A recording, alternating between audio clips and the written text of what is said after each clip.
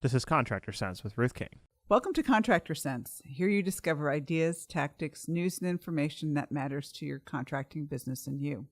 I'm your host, Ruth King. This episode is sponsored by HVAC Trust Books. Go to hvactrustbooks.com to discover how this tool can help you close more sales. Thank you for joining us. Here is how we will help your business and you today. Do you think that social media is not for you? After all, you're a local contractor with a limited geographic service area. My guest today, Melissa Jakubovic, shows you how you can use social media profitably. Melissa, welcome to Contractor Sense. Thank you for having me. And I got your last name right you this did. time. You've been a serial entrepreneur, just like I have, and most everybody who's listening to this podcast is. But, tell a little bit about your story. It's fascinating. You started when you were 3 years old, right? Yeah, I love entrepreneurship. I love creating things, and I love connecting with people. So yeah, since I was 3 years old, I would draw pictures and sell them to my family, relatives, and everybody around in the neighborhood. When in third grade, I was selling friendship bracelets on the playground. And I had my own dance company, then my own yoga company, health and life coaching, DJ company, and now I own a Facebook marketing agency. So you've never been a contractor. Right. So heating and air guys, plumbing guys, electrical guys, the companies that are around that space are very, very local. And most of the social media that we all see is it's national. You can have a market that somebody in Australia, for example, if you're in Atlanta, Georgia, could potentially read, but has absolutely no impact on your business. So how does social media really work for a local or a localized business? Right. So social media is a great way to connect with pretty much everybody. Everything is moving in that direction. Even with Uber and Lyft, you need to have your phone and an app. Everything happens from your pocket. So if you're not there, then you're not where your people are. You're not where your followers are. And then you're kind of out of sight, out of mind. So it's really important to have a social media presence so that you are visible and you can build that trust and rapport with your clientele. I think you said something very, very important. We all have our phones, and a lot of contractors still don't have their websites so that they're mobile. So that's really step number one. Number one, you need to have a mobile optimized website for sure. Mm-hmm. Because you think about it, about 80% of the people who are looking at your things are looking from their cell phone. And if your website is not mobile optimized, they're like, this sucks. This website's terrible. I'm going somewhere else. And it really is that 1 second of frustration that can send them in a different direction. And Google doesn't like you anymore, do they? That's true. You don't get ranked pretty high if you don't have mobile optimized websites. All right. So let's assume we all have mobile optimized sites. I mean, that's a given right now. It has Right. to be what it is. So the site is optimized. Now, we got to get people to our site, right? And that can be done through search engine rankings and all that sort of fun stuff. But the reality is when you're doing the Facebook type of social media or other types of social media, that's just as important to get your rankings up, isn't it? Absolutely. You want to think about your social media platform Mm-hmm. as your storefront. That's the front end of your business. So you want it to look professional. You need your Facebook page to be optimized. And what that means is you've filled in every single gap, every question that they've asked you, you've answered. You could also connect your platforms all together so that you have your customer comes to your Facebook page and they see, oh, I'm on this platform and this platform and this platform all in one place. So that's your storefront. You also want to have your product tabs available so you can see the products and the services that you're able to offer your clients in one quick look. You want to basically give them as much information as possible so that they don't have to hunt you down, call you, leave you messages, you're playing phone tag. They can get all their answers, all their questions answered right away.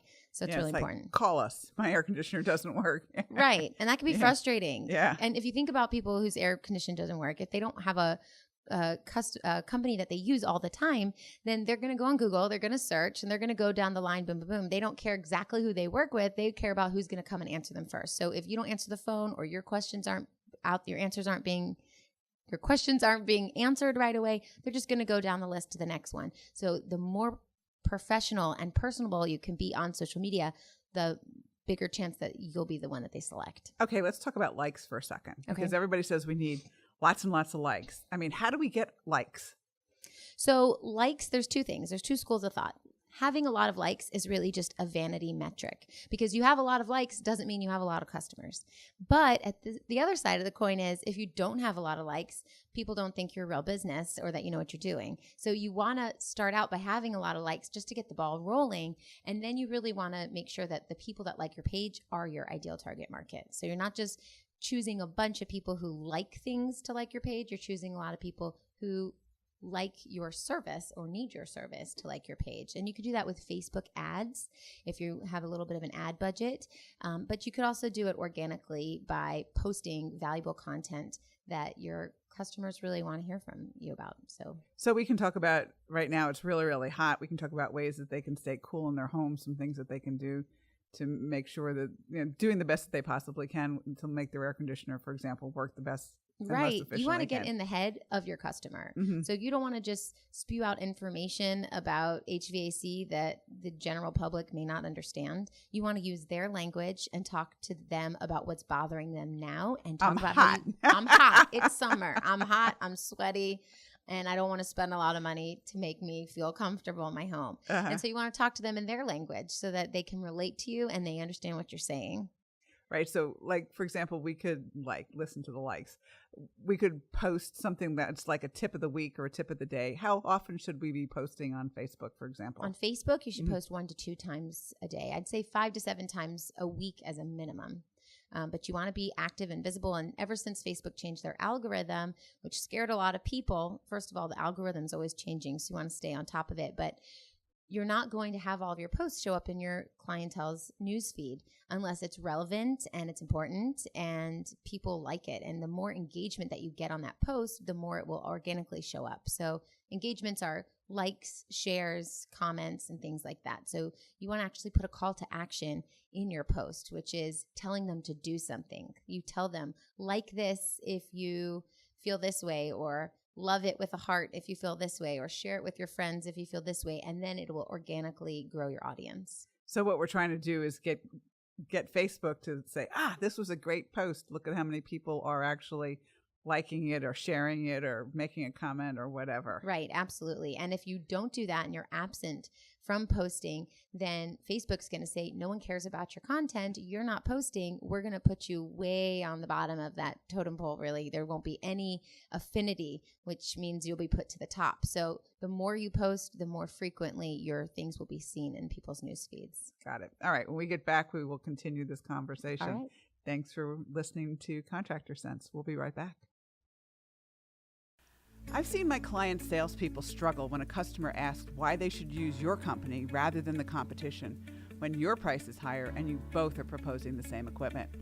I've seen technicians struggle when customers ask them whether they should replace an 18-year-old air conditioner. And most salespeople and technicians never ask the one question that most customers are concerned about, yet never ask. Can I trust you? I found a tool that gives your salespeople and technicians the ammunition to answer this question and more. And the tool works. How do I know? 68% of my clients are using it to increase sales and referrals. What is it? A trust book with your name on it as the author. More details are at hvactrustbooks.com. Warning, there is only one contractor per area that can get these great books. Some areas are already taken. They've gone to my clients. If you want your area and want to have a tool for your salespeople and technicians to increase referrals and sales, then go to hvactrustbooks.com now and reserve your area.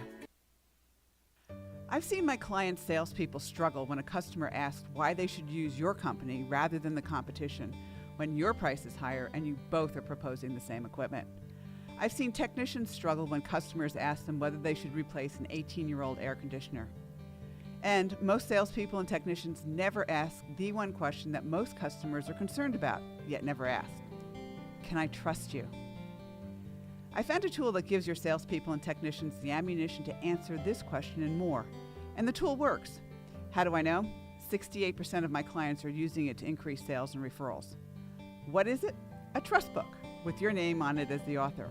More details are at hvactrustbooks.com. Warning, there is only one contractor per area that can get these great books. Some areas are already taken. They've gone to my clients. If you want your area and want to have a tool for your salespeople and technicians to increase referrals and sales, Then go to hvactrustbooks.com now and reserve your area. We're back. Thanks for listening to Contractor Sense. And we're talking about Facebook, really, and social media. And is Facebook list really the best one for a contractor?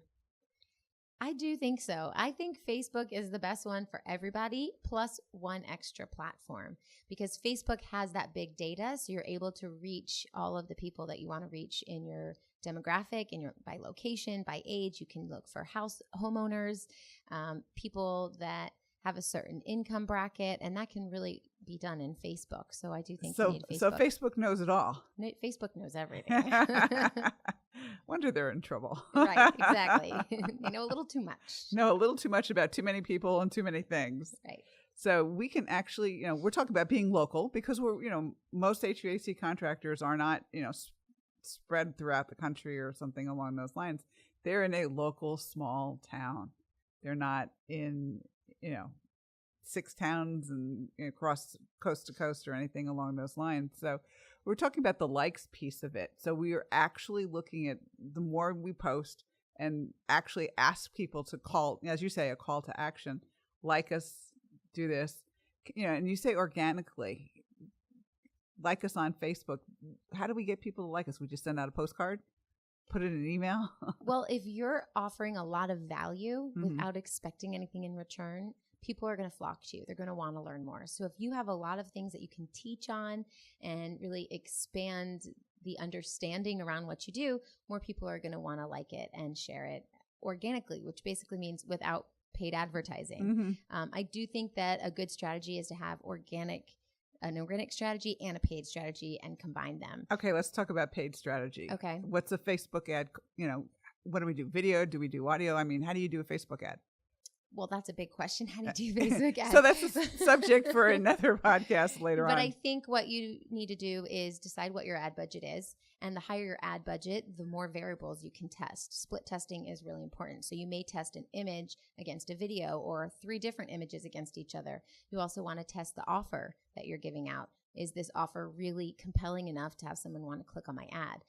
It's a competitive market, so you want to make sure that you stand out. And then you also want to make sure that you have good copywriting. You're really speaking to your ideal target market and that avatar, that person that wants your services. Jessica and your Right. Jessica is my avatar, or Greg. Or Greg, one of the two. All right, but we're contractors. So do we hire this out? So what do I hire my 16-year-old son to do them because they're on Facebook all the time? Or, reality, how do we do this? Well, if you really wanted to work your Facebook ads with strategy, you don't want to hire it out to somebody who has no idea what they're doing. Facebook is a very complicated thing. So unless you have that background in marketing, you definitely want to delegate it out to people that know what's happening. That way you can focus on your zone of genius, which is contracting, because you wouldn't have a doctor run their own marketing because they're not marketing specialists. They have to worry about their patients. So you need to worry about what your business is in your zone of genius and delegate that stuff out to others. Yeah, I would not want my contractor to be operating on me, nor would I want my doctor to fix my air conditioner. Exactly. So stick to your zone of genius and find somebody that really knows what they're doing to run it for you so you don't have to worry about that. All right. So what types of questions should we ask to make sure somebody knows what they're doing? You definitely want to make sure that they have some strategy and they know what's happening. The difference between a social media manager and a social media strategist is really important. So you're going to ask them, are you a social media manager or are you a strategist? The manager is going to just post things that you give them. The strategist is going to tell you when to post, how to post, who to speak to, and how to run the Facebook ads. That's really the key. The Facebook ads is what you need to hire someone for. And that person... Are the two the same? Can the same person do both, or are they two different people? No, they're two different people. Definitely want to hire a strategist who's going to have this umbrella view, this bird's eye view of your business and be able to piece things together in a strategic way to bring more customers into your business. And then we can delegate the actual doing of it maybe to our 16-year-old son. Right. Or the strategist might just do that as well as part of a package. I know we do that. So we can run both organic traffic and paid traffic. Right. And so that's the key, is just asking the right questions to make sure that they know what they're doing in terms of, okay, is this a strategy or is this a management issue? And most contractors don't even think to ask that particular question. Right. And I also say that they need to have a value ladder. They need to offer several different things so that you can piece them together in social media. You need to have something for free that you can give away. And that could be a coupon, 10% off, or that can be a PDF of like 10 questions you should ask your contractor before you hire them. Exactly. That'd be a perfect freebie. Yep. Something like that. And if you need that, I've written it. So I'll tell you how to get a hold of that. Or you can do the trust books, which we've talked about also too. But both of those things are there. So, I mean, you're right. You need a freebie that you can give them. And something like that is something that they could actually send out and make a customer or potential customer feel more comfortable with them, simply because it's, all right, here are the questions to ask. And if they don't ask those questions, they could potentially get in trouble. Like the one question we just asked, are you hiring a strategist or are you hiring a manager? That's critical to ask that question. But most contractors don't think to ask that question at all. That's right. And then you can get their email address in exchange for that freebie. Mm-hmm. And you can nurture that relationship through emails over time so that when something breaks, they know they're coming to you because they've already built that trust. Right. It's called maintenance agreements too. Those help a lot at the same time. So we're looking at Facebook for the residential contractor, whether you're plumbing, HVAC, electrical, whatever, is probably going to be the thing that they're going to use. Unless they're doing commercial work, they're not going to use LinkedIn, correct? Yeah, absolutely. You could be on LinkedIn just to have a platform to say, this is what I do. I'm the owner of my own company, something like that. But most people are not looking for their plumber on LinkedIn. No, I would imagine not. All right. So one of the things that you do is you offer a free gift. Yes. And the free gift is? The free gift is a Finding Your Dream Customer Guide. And a lot of times business owners say, everybody needs everything I offer. You know, you own a toilet, so you're going to need a plumber. But that's not really who your ideal target market is. So my Finding Your Dream Customer Guide, you can get at melissmarketing.com/dream. It's a 7-page document you can fill out and really hone in on who you're speaking to so that all of your marketing comes directs to that person. Everything you create, everything you say, everything you post, all your content is for that avatar. Right. And the thing about that is most of us have specific geographic areas that we want to be in, specific ages of homes that we want to be in, specific income levels, married, 2 kids, whatever else it is. All those can be done in that piece, right? Absolutely. You want to figure out what that is. And then if you do want to do paid advertising through Facebook, you can use all of that information to really target that person. And that person is the only person who will see your ad instead of wasting your targeting and marketing dollars on people who are not interested in what you have to offer. And you can tell Facebook exactly who you want, right? Yeah, absolutely. You can tell them what you want. And if you have your own email list, here's a little piece of strategy. You can take all of those emails and create a lookalike audience. And Facebook will go out and find customers similar to the customers you already have. And you can target them as well. Cool. Yeah. All right. Melissa, how do we find you? melissmarketing.com or on Facebook, facebook.com/melissmarketing. We're also on LinkedIn and Instagram. I give 2 Facebook or marketing tips a day on Instagram at meliss-marketing. Melissa, thanks so much for being with us. Thank you so much for having me, Ruth. My pleasure. And thank you for joining us. Choose one thing that you discovered and implement it in your business. These ideas, tactics, and strategies help you make more money, have more free time, and give back. If you like today's program, spread the word. Please review this podcast on any device you are listening to it on. Help a fellow contractor make more money too. For comments or questions, or if you want the 10 questions you should ask, call me at 770-729-0258 or email Ruth King at hvacchannel.tv. Thanks for listening. Have a great and profitable day.